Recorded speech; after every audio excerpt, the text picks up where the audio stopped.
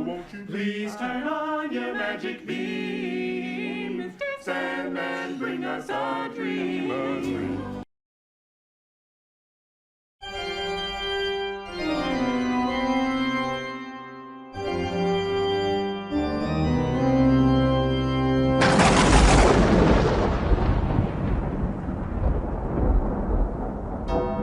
Once, upon a midnight dreary, as I pondered, weak and weary, over many a quaint and curious volume of forgotten lore,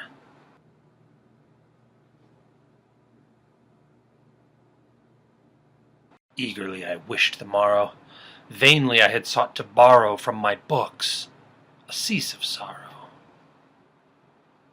Sorrow for the lot Lenore, for the rare and radiant maiden, whom the angels named Lenore, nameless here forevermore. So that now, to still the beating of my heart, I stood repeating, "'Tis some visitor entreating entrance at my chamber door. Some late visitor entreating entrance at my chamber door. This it is, and nothing more." Presently my soul grew stronger. Hesitating then no longer, I said, "Sir, or madam, truly your forgiveness I implore, but the fact is I was napping, and so gently you came rapping, and so faintly you came tapping at my chamber door, that I was scarcely sure I heard you." Here I opened wide the door. Darkness there, and nothing more. Deep into that darkness peering, long I stood there, wondering, fearing, doubting, dreaming dreams no mortal dared to dream before.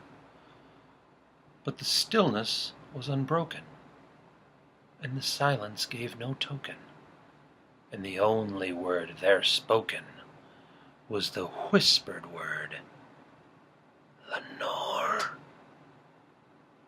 This I whispered, and an echo murmured back the word, "Lenore."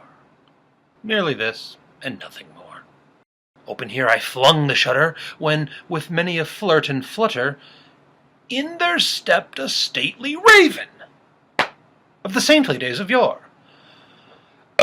Not the least obeisance made he, not a minute stopped or stayed he, but with mien of lord or lady, perched above my chamber door.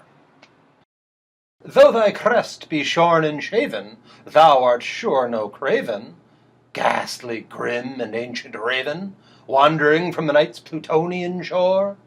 Tell me then what thy lordly name is on the night's Plutonian shore." Quoth the raven, "Nevermore." Much I marveled this ungainly fowl, to hear discourse so plainly, though its answer little meaning, little relevancy bore. But the raven, sitting lonely on that placid bust, spoke only that one word, as if in that word his soul he did outpour. Nothing farther than he uttered, not a feather than he fluttered, until I scarcely more than muttered, "Other friends have flown before. On the morrow he will leave me, as my hopes have flown before." Then the bird said, "Nevermore." I said, "Doubtless what it utters is its only stock and store, caught from some unhappy master, whom unmerciful disaster followed fast and followed faster, till his songs one burden bore." Quoth the raven, "Nevermore." But the raven, still beguiling my sad fancy into smiling, straight I wheeled a cushioned seat in front of bird and bust and door. Then upon the velvet sinking, I betook myself to linking fancy unto fancy, thinking what this ominous bird of yore what this grim, ungainly, ghastly, and gaunt, and ominous bird of yore meant in croaking, "Nevermore." This and more I sat divining, with my head at ease reclining on the cushion's velvet lining, which the lamplight gloated o'er, but whose velvet violet lining she shall press. Nevermore. Then methought the air grew denser, perfumed by some unseen censer, swung by seraphim whose footfalls tinkled on the tufted floor. I cried, "Wretch, thy God hath lent thee, by the angels he hath sent thee, respite, and nepenthe from thy memories of Lenore." Quoth the raven, "Nevermore." Prophet, thing of evil, prophet still if bird or prophet, thing of evil, prophet still if bird or devil, whether tempter sent or whether tempest tossed thee here ashore. Tell me truly, I implore, is there balm in Gilead? Tell me, I implore. Quoth the raven, "Nevermore."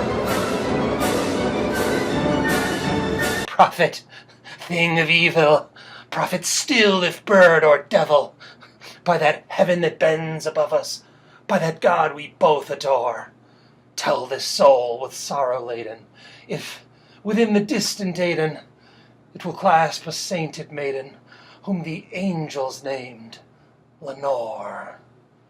Clasp a rare and radiant maiden, whom the angels named Lenore. Nevermore! Be that word our sign of parting, bird or fiend. Get thee back into the tempest and the night's Plutonian shore. Leave no black plume as a token of that lie thy soul hath spoken. Leave my loneliness unbroken. Quit the bust above my door. Take thy beak from out my heart, and take thy form from off my door. Quoth the raven, "Nevermore."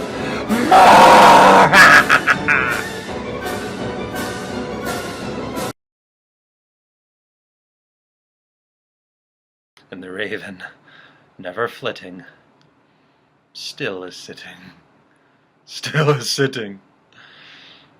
on the placid bust of Pallas, just above my chamber door.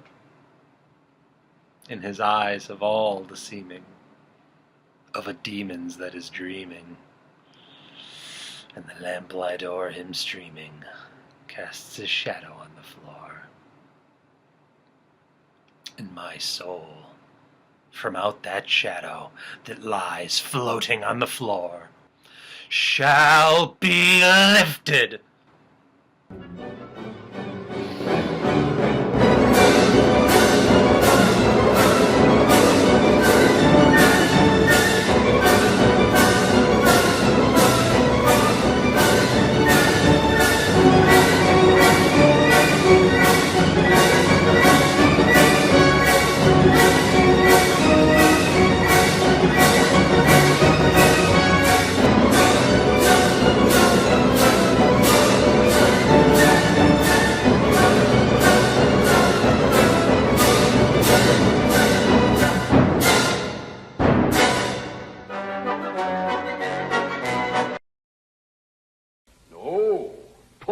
Poems, everybody!